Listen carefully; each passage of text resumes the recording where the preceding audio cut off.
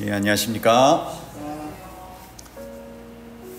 저희가 이 양평 넓다고 얘기하시면서 아까 소나기 왔을 때 이렇게 경험하신 분도 계시고 또 경험하지 못하신 분도 계시고 한 것 같습니다. 근데 저희 아무튼 교회 이쪽 지역은 정말 순간 적으로 비바람이 정말 심하게 몰아쳤어요. 그래서 이 교회에 들어오는 입구 쪽도 두 곳이 이제 비도 새고 이렇게 좀 다시 아무튼 보수 공사를 좀 해야 될 것 같은데 옥수수도 쓰러지고 그런 것들을 통해 보니까 갑자기 진짜 이 비가 뭐 어떻게 닥칠지 몰라서 미리 이렇게 좀 지지대도 해놓고 이렇게 해놨으면 어땠을까 이런 생각도 들고 이 곡식으로 맺어지고 이렇게 되는 게 이 정말 비바람도 겪고 햇빛도 또 그리고 때로는 날씨가 적당히 또 이렇게 낮아지기도 해야 또 맛있게 된다고 하잖아요.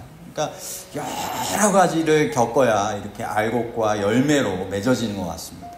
이 신앙도 있어서 우리가 삶의 여러 이제 경험들을 하게 되는데 이런 오늘의 제목이 괴로우나 필요한 경험들이거든요. 그러니까 알곡으로 맺어지기까지 하나님께서 보실 땐 꼭 필요되는 그런 경험들이 있을 수 있는데 그 경험들이 때로는 이렇게 햇빛이 찌는 것뿐만이 아니라 때로는 비바람도 불고 막 해가 또 너무 이렇게 쨍하니 뜨게 되는 그런 광야 같은 시간도 보낼 수도 있고 여러 경험들을 하게 되는 것 같아요. 그래서 오늘 이러한 시간들을 통해서 하나님께서 우리에게 또 갖게 되기를 원하시는 우리의 영혼에 또 꼭 필요한 우리의 신앙의 삶에 하나님을 알게 되는 그러한 참된 그러한 신앙의 삶이 될 수 있도록 우리에게 원하시는 이 부분이 무엇인지를 함께 살펴보도록 하겠습니다. 오늘 23일 내용부터 함께 살펴보게 되는데요. 기도와 헌신의 40일 제2권 하나님과의 관계 회복 가운데 4부 첫 번째 시간입니다. 23일 하나님을 아는 일의 중요성입니다. 구원은 무엇보다 누구를 아느냐에 달려있다 라고 했습니다. 영생에 대해서 성경 말씀에서는 영생은 유일하신 참 하나님과 그의 보내신 자 예수 그리스도를 아는 것이니이다 라고 요한복음 17장 3절은 말씀하고 계시죠. 여기서 안다라고 하는 것은 단순히 지식적인 것이 아니라 경험적으로 친밀한 관계 가운데 우리도 하나님을 알고 하나님도 우리를 알게 되는 서로 간의 그러한 친밀한 관계를 이야기하는 것입니다. 11조를 잘 구별하여 드리고 안식일을 지켰던 당시의 종교 지도자들이 예수님을 십자가에 못 박았다라고 하는 사실을 생각을 해보면서 저자는 우리에게 이런 얘기를 하고 있어요. 재림교인으로서 안식일, 11조, 죽음, 재림의 방식, 짐승의 표에 대해서 아는 것은 중요한데 그 무엇을 아는 것으로 자신이 안전하다고 착각해서는 안 된다. 무엇이 중요하다는 거예요? 하나님과 예수 그리스도와의 관계적인 그 알미 필요하다라고 하는 것이죠. 말씀과 봉사 속에서도 하나님을 모를 수 있을까요? 이스라엘 백성들은 구약의 성경책들과 성소 봉사 제도를 통하여 정말 그들은 계속적인 그러한 삶을 살았습니다. 그런데 예수 그리스도께서 메시아로 오셨을 때 그분을 알지 못하고 받아들이지 않았습니다. 봉사사업에 하나님을 섬기는 일에 활동적일 수 있지만 예수님의 이름으로 놀라운 일을 행하면서까지도 그분을 모를 수도 있다라고 주여 주여 하는 자마다 다 천국에 들어갈 것이 아니다라고 말씀하고 계십니다. 여러분 우리가 하나님의 말씀을 정말 연구하고 또 봉사하는 삶을 살아가며 헌신할 수 있지만 가장 중요한 것은 살아있는 그분과의 인격적인 참된 관계에서 그것들이 이루어져야 한다고 하는 것입니다. 여러분 신앙의 사춘기라고 들어보셨어요? 신앙적으로 내가 아무런 문제 없이 지내는 것 같이 보이다가 어느 순간 신앙의 사춘기가 올 수도 있다라고 하는 것입니다. 그분과의 관계가 친밀하지 않으면 생겨날 수 있는 인격적인 관계의 부분 가운데 사람 사이의 관계에서도 문제가 생길 수도 있는 것처럼 하나님과의 관계에서도 우리가 친밀해질 수 있는 그분과의 삶이 필요하다라고 하는 것이죠. 정말 성숙한 신앙인으로 가기 위하여 필요한 이런 사춘기도 겪고 또 필요한 과정들을 잘 겪어나가야 할 것입니다. 어리석은 처녀의 자기 기만에 대해서 생각을 해볼까요? 여러분, 미련한 처녀, 그들은 어떤 사람들이었을까요? 외식하는 자들이었을까요? 진리를 모르는 사람들이었을까요? 그들은 진리를 옹호해왔고 진리를 믿는, 그래서 신랑을 기다린 예배 공동체 가운데 속해 있었다라고 하는 것입니다. 그런데 그들의 문제는 성령의 역사에 굴복하지 않은 것입니다. 순종하지 않은 것입니다. 겉으로 볼 때에는 신실해 보일지라도 매일매일의 삶의 순간에 성령의 역사에 순종하는 삶이 필요하다라고 하는 것이죠. 마태복음 7장 21절로부터 23절, 앞서 우리가 나눴던 교제 내용을 중심으로 한 내용 가운데도 포함이 되는 그런 말씀이었는데, 주여 주여 하는 자마다 천국에 다 들어갈 것이 아니요 라고 말씀하시며 그 마지막 부분에 뭐라고 말씀하세요? 내가 너희를 도무지 알지 못한다. 그분과의 아는 것이 그분의 재림을 기쁨으로 맞이하고 하늘의 영원한 상급에 참여하는 일에 있어서 정말 중요하다라고 하는 것이죠. 요한복음 10장 14절에도 나는 선한 목자라, 나는 내 양을 알고 양도 나를 안다라고 표현했던 인격적인 관계가 필요하다라고 하는 것이죠. 서로 아는. 야고보서 2장 19절에 내가 하나님은 한 분이신 줄 믿느냐 잘 하는도다. 귀신들도 믿고 떠느니라. 그러니까 지식적으로 알고 믿고 떠는 것까지는 귀신도 하는데 지식만으로 구원에 이르는 것이 아니라고 하는 것이죠. 그죠? 관계가 필요하다라고 하는 것입니다. 헨리 블랙커버의 책 가운데 하나님을 경험하는 삶이라고 하는 책에 보면 하나님을 아는 것은 정보를 아는 것이 아니라 관계 속에서 그분의 뜻을 따라 사는 것이다. 여러분, 하나님을 아는 일에 대한 이 경험을 우리가 잘 쌓아가는 것이 필요하겠죠? 그래서 내가 하나님을 정말 지식적으로만 알고 있는가, 아니면 관계 속에서 그분을 잘 알아가고 있는가, 매일매일의 삶을 잘 점검하면서 기록하고 나누는 것 필요할 것입니다. 그리고 성령의 침례를 위하여 지속적으로 기도하는 것 필요하겠죠? 어리석은 다섯 처녀와 같이 되지 않도록 우리가 성령의 역사를 잘 헤아리고 순종하며 살아가는 것 필요할 것입니다. 그리고 말씀의 주인께 나아가 더 알게 되도록 기도하며 묵상하는 것 필요하겠죠? 단지 내가 지식적으로 하는 것이 아니라 말씀을 통하여 정말 우리와 친밀한 관계를 맺기 원하시는 주님, 그분을 더 알게 될 수 있도록, 하나님과 그가 보내신 자 예수 그리스도를 더 알게 될 수 있도록 성령님의 또한 역사하심을 위하여 기도하며 묵상하고 순종하며 살아가는 것이 필요할 것입니다. 다음으로는 24일 내용, 어려운 시련들과 하나님을 아는 일입니다. 그래서 우리를 하나님과 친밀한 관계로 이끄는 두 가지 방법을 교재에서는 제시하고 있습니다. 그것은 성령의 침례와 삶 속의 어려운 경험들이라고 하는 것입니다. 결국 시련과 고통을 통하여 하나님을 인격적으로 만나도록 인도하신다라고 하는 것이죠. 여러분, 요셉이 하나님을 인격적으로 알게 된 계기가 있었습니다. 무슨 사건이었을까요?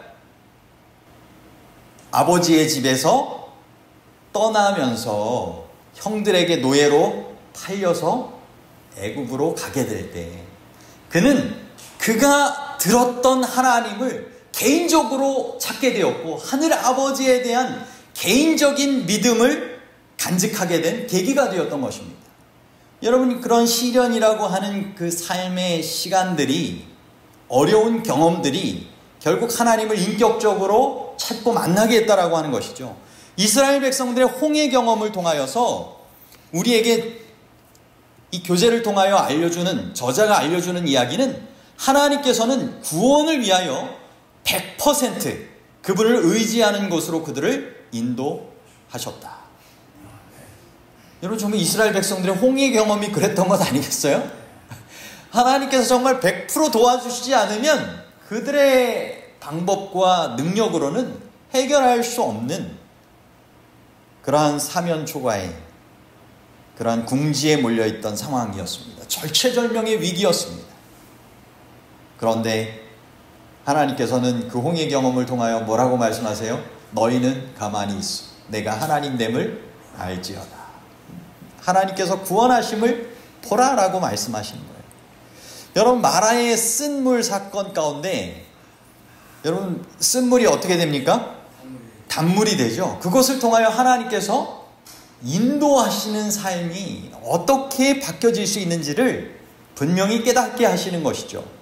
우리의 삶에도 이런 주님께서 베풀어 주시는 그러한 정말 마라의 놀라운 변화의 경험들이 있을 수 있겠죠?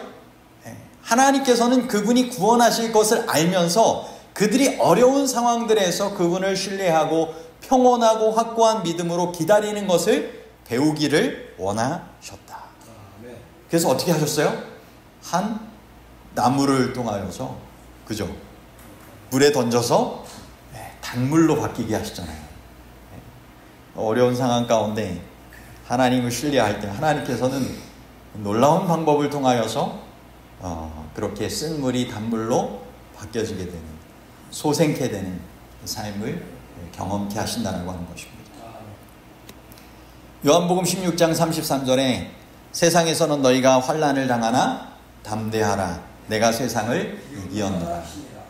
여러분, 주님께서 이기시고 그리스도께 붙어서 그리스도와 함께 승리하는 삶을 살아가도록 초청하시는 것입니다. 로마서 5장 3절로부터 5절, 환난은 인내를, 인내는 연단을, 연단은 소망을 이루는 줄 알미니라. 결국 환난과 인내를 통하여 연단되어지는 그러한 하나님의 품성을 담고 하늘에 적합한 사람으로 바뀌어지게 된다라고 하는 것이죠. 야고보서 1장 2절로부터 4절에도 여러 가지 시험을 만나거든 온전히 기쁘게 여기라. 너희 믿음의 시련이 인내를 만들어내는 줄 너희가 알미라 라고 말씀하시죠. 전에도 함께 말씀을 나눴던 내용인데, C.S. 루이스의 고통의 문제라고 하는 이 책에 보면 고통은 하나님의 확성기이다 라고 말씀하세요.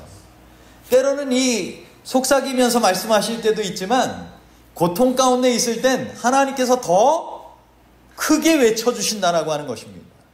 하나님을 바라보도록, 하나님을 경험하도록. 그래서 우리의 귀를 열기 위하여 고통을 사용하신다라고 하는 것입니다.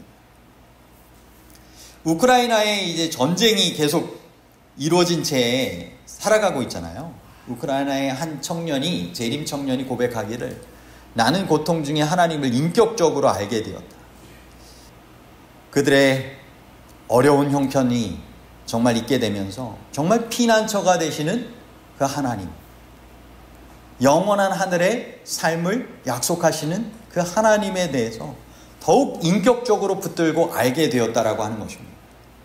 여러분, 우리가 살아가면서 이 시련의 일기, 영적인 그런 일기 다 해당이 될 수 있겠지만, 특별히 시련을 통하여서 하나님을 만나게 된 사건이나 경험을 떠올려 보면서 그것을 기록해 두고 묵상해 보고 나누는 것 필요할 것입니다.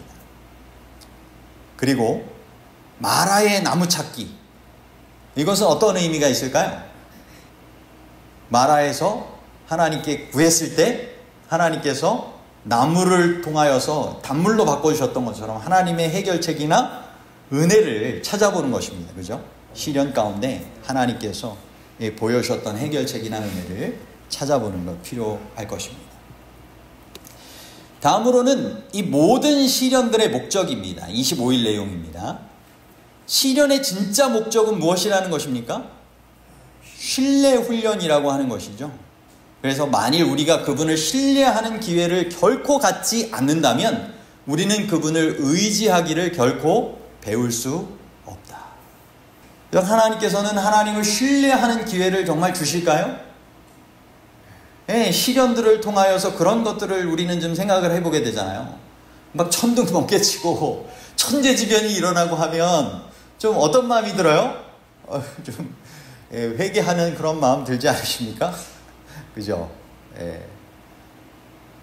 때로는 가정에, 교회에 어려움이 닥칠 때 영적인 삶을 정말 돌아보게 되지 않습니까?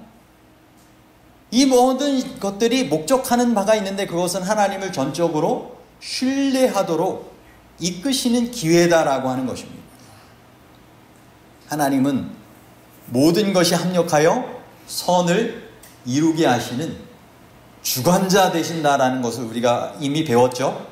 그러므로 시련을 통하여서도 주관하시고 계시는 하나님을 신뢰하는 훈련을 할 필요가 있다라고 하는 것입니다. 특별히 나사로 사건을 통하여 지체하시는 하나님의 뜻을 생각을 해보게 돼요. 저는 마르다와 마리아의 요청에 즉시 응답하지 않으셨습니다. 그죠? 예수님은 단지 병의 치유자 있으셨을 뿐만 아니라 그분은 질병과 병의 치유자뿐만이 아니라 부활과 생명이 되신다라고 하는 사실을 알려주기를 원하셨던 것입니다. 때로는 우리의 삶에 하나님께서 이 기도에 응답하시기를 지체하시고 삶에 찾아오게 되는 이 시련 속에서 쉽게 이렇게 구원받지 못하게 되는 그러한 일들이 또 생길 수도 있습니다.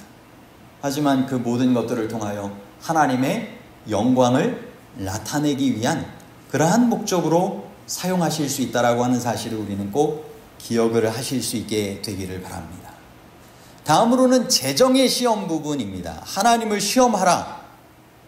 말라기 3장에 말씀하셨죠?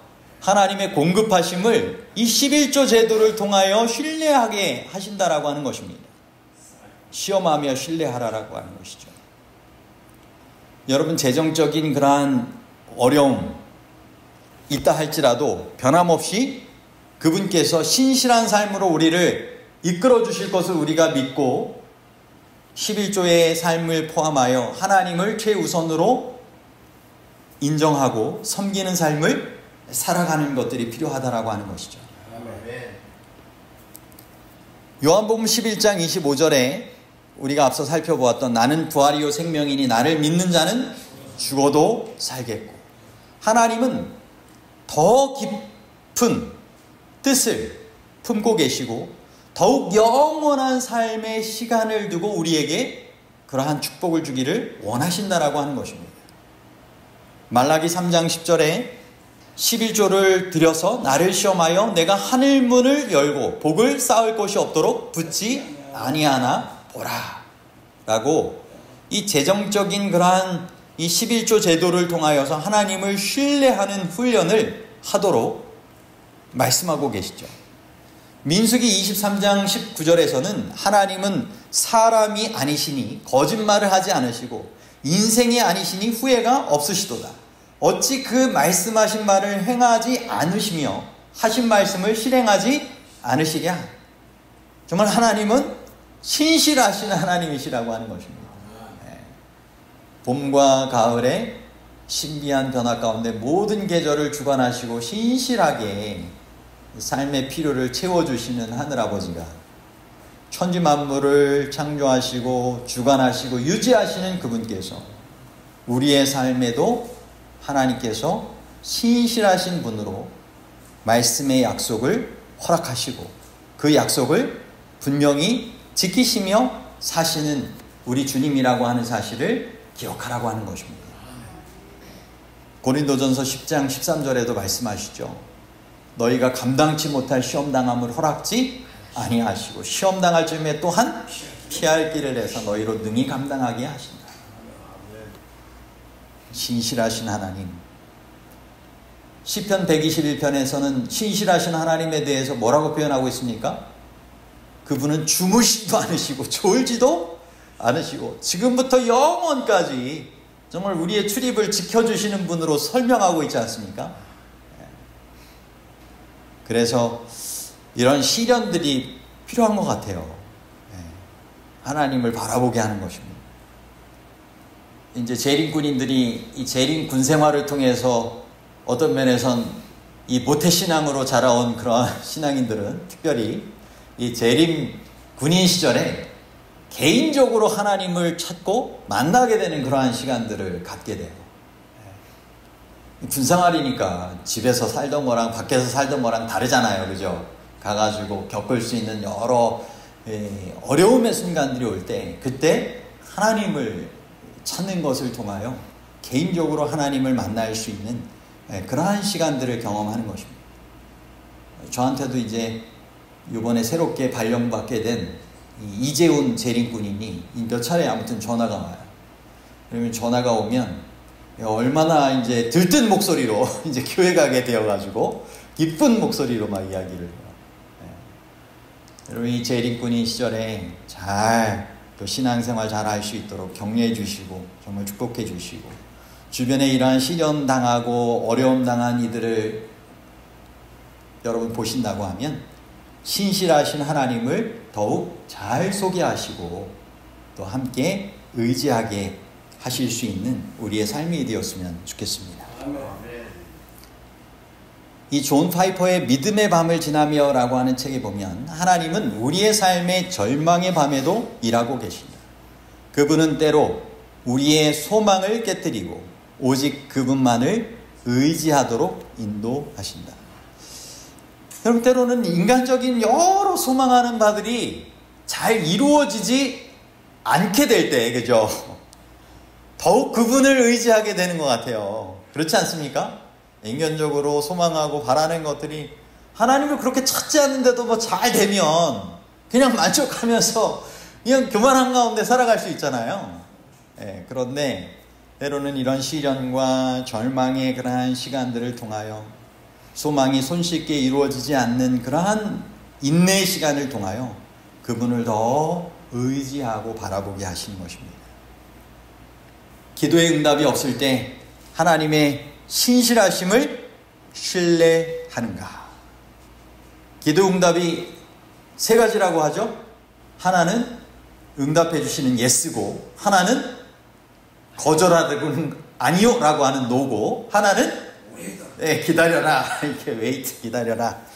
그래서 기도의 응답이 없을 때 때로는 그것이 응답되는 예스로 되어지지 않을 때도 하나님께서는 또 다른 응답의 방법으로 신실하시게 우리의 삶을 인도하고 계신다라고 하는 사실을 우리가 기억을 해야 할 것입니다. 그리고 시련의 속에서 나의 믿음이 더 깊어졌는가, 흔들렸는가 한번 돌아보면 좋겠습니다. 그래서 이 기도 노트를 작성하는 것을 권장을 하고 있어요. 그래서 응답이 지체됐을 때, 그리고 그 속에서 어떠한 하나님의 은혜가 있었는지 그것을 생각해 볼 수 있는 그러한 내용이 될 수 있고요. 신실한 11조를 실천하는 것 필요하겠죠? 적은 수입이라도 정직하게, 또 많은 수입 가운데서도 정직하게 하나님을 시험해 보라고 하신 것처럼 하나님을 신뢰하는 가운데 온전히 내어 맡기며 그 결과를 살펴보게 될 수 있도록 우리가 삶을 살아가는 것이 필요할 것입니다. 이제 맨 마지막 내용입니다. 26일 내용은 깨어짐에 필요한 이유입니다. 시련을 통하여 하나님께서는 깨어지게 하신다라고 하는 것이죠. 깨어짐의 목적, 무엇이 깨어지는 것일까요? 하나님께서 우리의 교만과 이기적인 정신을 깨트리는 과정이라고 했어요. 교만과 이기적인 그러한 정신, 자아의 해체가 이루어지고 신뢰의 훈련을 하게 되는 삶이 된다라고 하는 것이죠. 그래서 교만은 패망의 선봉이라고 하는 말씀이 있죠. 잠언 16장 18절의 말씀이고, 이어지는 말씀은 거만한 마음은 넘어짐의 앞잡이입니다. 그래서 교만은 하나님께서 우리를 가장 효과적으로 사용하실 수 있는 길을 방해한다라고 했어요. 이 교만이라고 하는 것이 인간의 고질적인 병이라고 이야기를 하고 있어요. 이기적인 마음 마찬가지겠죠. 이기적인 마음도 인간 본성의 이 고질적인 그런 부분입니다. 특별히 영적인 성공을 거둔 이후에 교만해지기 쉬운 것이죠. 그래서 우리에게 주님께서 원하시는 것인데 그것은 참된 겸손의 열매를 맺기를 원하신다라고 하는 것입니다. 여러분, 하나님의 능하신 손 아래에서 겸손하면 때가 되면 하나님께서 어떻게 해주신다고 했어요? 네, 우리를 높여주신다라고 말씀하셨어요. 그죠? 네. 그러므로 하나님 안에서 자신을 낮추고 겸손하게 살아가는 삶을 살아갈 때 주님께서 높여주시고 하늘의 삶을 누리게 인도하여 주실 것입니다. 깨어짐의 과정, 우리의 삶에 이런 깨어짐의 과정은 어두운 밤, 침묵, 실패의 시간들로 생각되어지는 그러한 시간들입니다.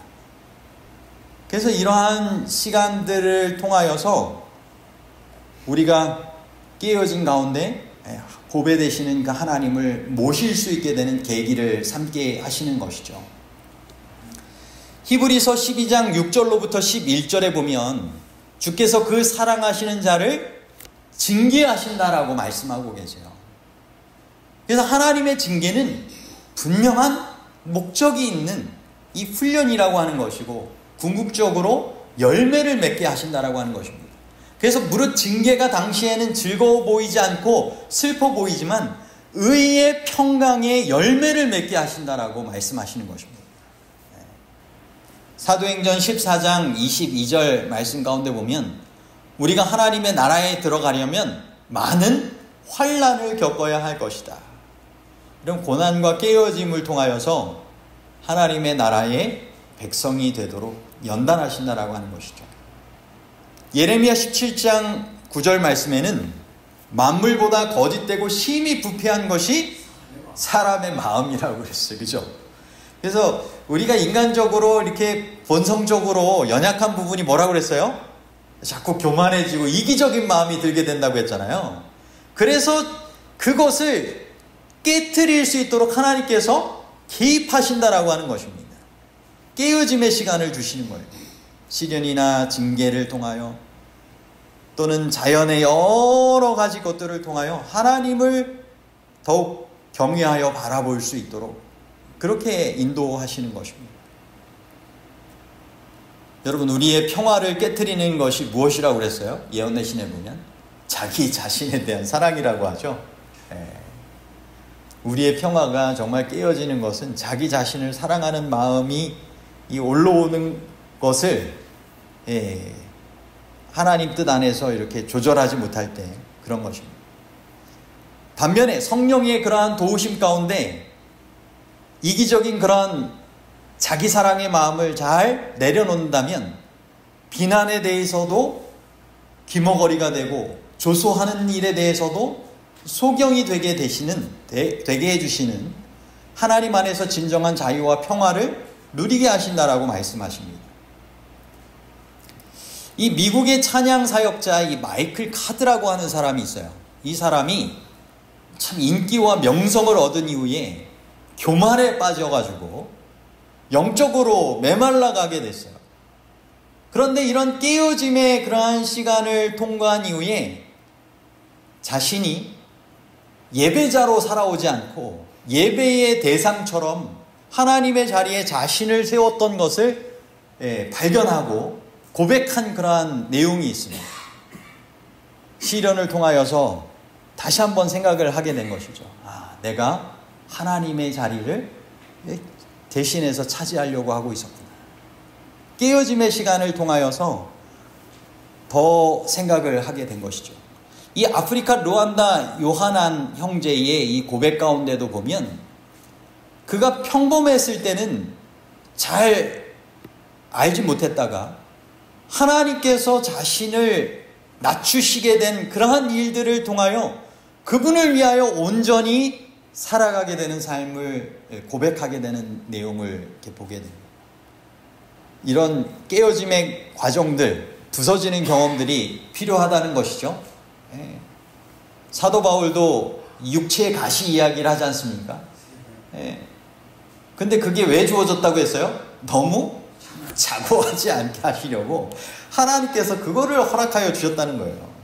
연약함 속에서 더욱 주님만 의지하게 하셨고 하나님의 은혜를 경험하게 하셨다라고 하는 것입니다. 내 은혜가 내게 족하다. 여러분, 깨어짐의 때를 하나님의 훈련으로 받아들이고 계십니까? 교만을 버리고 참된 겸손의 자리로 나아가려면 무엇을 내려놓아야 할까요? 우리 스스로 생각을 해보시게 되기를 바랍니다. 자아 점검, 일지 기록, 나눔. 여러분, 하루 이렇게 마무리하면서 여러분 어떤 찬미 이렇게 부르기를 즐겨 하세요? 저희 가정에서는 아마 학창시절에서도 그런 경험을 좀 했었는데, 이 자율학습 끝나고 나면 이제 삼육학교는 이제 예배를 그 당시엔 드렸었어요. 그러면 늘 마치면서 부르는 찬미 가운데 그 찬미가 거의 주제가처럼 불렀었는데, 내 혼을 남을 삼게 했거나 그 찬양을 늘 이렇게 불렀었거든요. 그래가지고 저희 가정 예배 드릴 때도 그 찬양을 잘 즐겨 부르곤 해요. 이따가 다른 찬양도 많이 부르기도 하지만 생각나지 않을 때 아무튼 그 찬양 거의 18번처럼 부르게 되는 찬양이기도 합니다. 그만큼 하루의 삶을 돌이켜보면서 내가 누구를 오늘 마음을 상하게 했는지, 실망하게 했는지, 하나님의 뜻 가운데 불순종한 삶을 살았는지를 이 점검해보는 것들이 필요하다라고 하는 것입니다.